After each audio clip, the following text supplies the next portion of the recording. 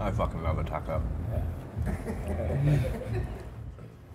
Yo guys, how's it going? So today is a new episode, a new series that I'm starting where I'm going to be interviewing different DJs when they come through the city. And today we have the one and only AXEL boy.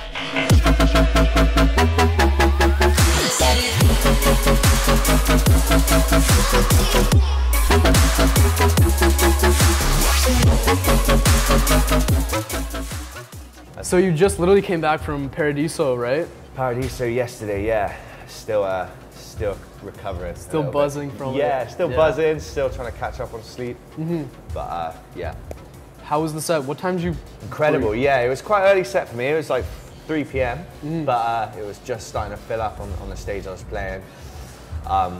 Yeah, it was incredible actually. The crowd was really good. People were piling up from what I saw, and just like, it was a large crowd, and all my friends were actually there, and they were just posting like, oh my god, AXEL boy music is so sick. Like, how did I not find out about him like sooner? It's great, that's what we do it for, you know? Yeah. Yeah, it fitted well, because like, playing at that time, it's like, sort of, it's quite early, but for the sort of music I play now, like, not overly heavy, not overly, you know, abrasive. Yeah. A few acts after that were sort of doing that sound, so I think I introduced it quite well for the crowd, you know. Don't want to take their necks off too early in the festival. No, you know what I mean? definitely not. But there was one funny thing, is that they left the CDJs out in the sun. Oh yeah? Like, the midday sun. And like, they were like a burning oven, like, touching. I've got blisters on my fingers, man. Look, you can genuinely see it. So that was pretty unpleasant, but other than that, yeah. And they don't cover it up or anything? Like... They did after that, but I don't think they clocked onto that early enough. But yeah, that was a bit of a weird experience. Yeah. First for DJing, but yeah, you power through it. Sweet. All right, guys.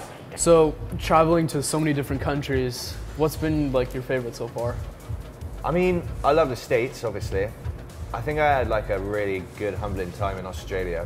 Beginning of last year, I think, maybe. I've only been out there once, but it was, yeah, it's such a nice country. Lots of kangaroos and stuff. Yeah, saw in the some crowd. kangaroos, saw some wallabies, decent crowd. I just enjoyed all the city experiences, Sydney, Brisbane, Perth. Perth was probably my favourite. Just met some great people out there, really. Yeah. Awesome. Definitely recommend getting out there if you can, getting down under. You've traveled a lot with BORGORE, you've been on his label, and now you're playing like huge festivals. What's it been like, and like where did you start from? How did this whole AXEL boy start? I guess just from my inspiration of going out raving myself when I was younger, really, and just like loving the music. It's always been a staple in growing up for me, like bass music. It's changed a lot now since when I was younger, but yeah, I used to go out every other weekend. And like I said, I'm from Bristol in the UK, and the bass music scene there is pretty. Yeah, the raves. Yeah, it's pretty original.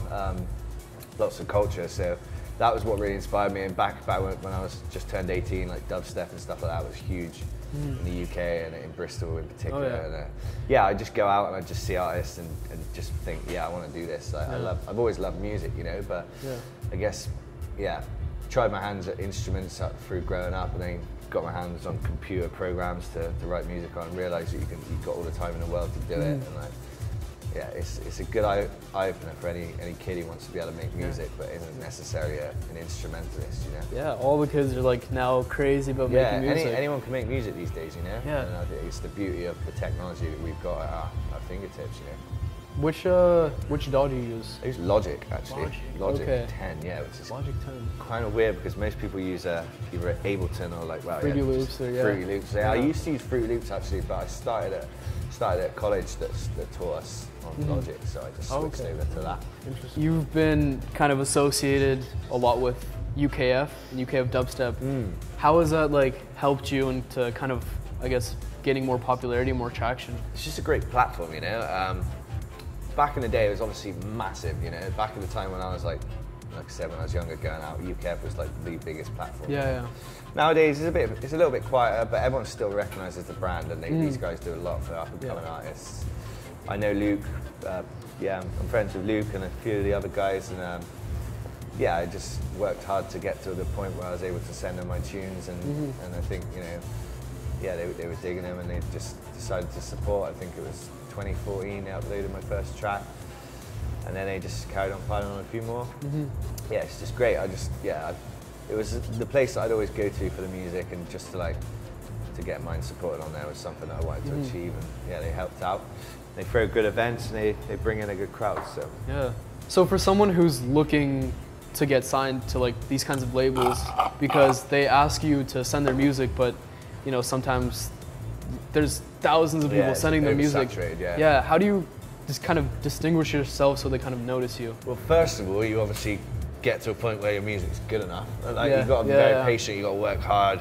You know, get feedback from all your friends. If you have other producer mates that know what they're talking about, like, yeah, just generally gather up some feedback, and then once you're at a point where you feel that you're ready. I mean, I must have like sent through like 3 or 4 tunes before and like not had a response. You know, like once the music, it can get kind of discouraging as well. Yeah, it can. But you know that like you got to go through those walls before you can get to that point.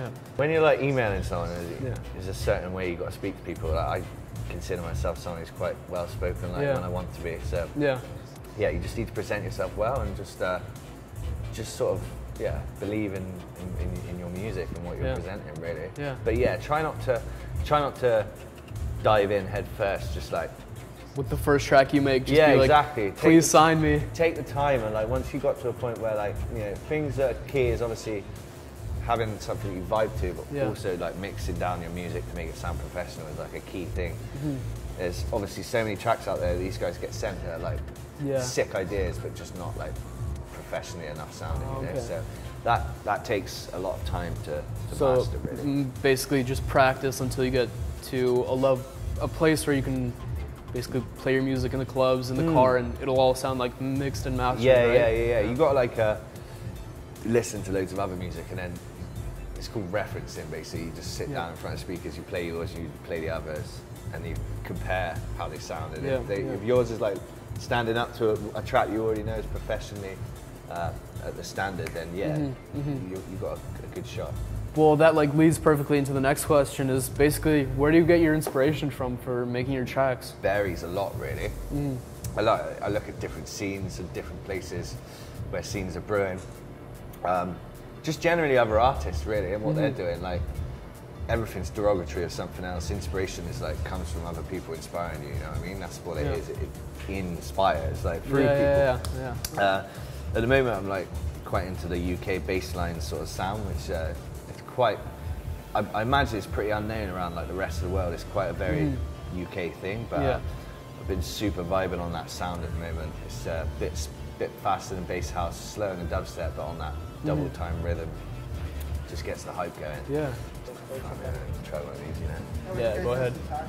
Yeah. Ooh.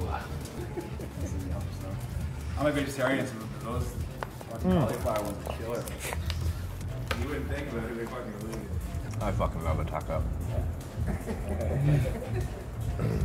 Wow. Thank you guys for watching. If you liked the video, make sure to give it a thumbs up, subscribe, share this around. I want to give a big shout out to the Pawn Shop for hosting us as a venue for this, giving us some delicious tacos. Yeah, proper tacos. Genuine tacos. I almost keep falling. But yeah, stay tuned for more interviews coming in the future and just more videos in general. So yeah, peace. Just search me on social media, Facebook, Instagram, Spotify, Twitter, SoundCloud, obviously. Yeah, got some more events coming in August. DC on the 9th or the 8th of August, I think, and then Texas on the 9th, Chicago on the 10th, and then back in Canada for Il Sonic Festival in Montreal on the 11th of August. There will be more. Stay tuned.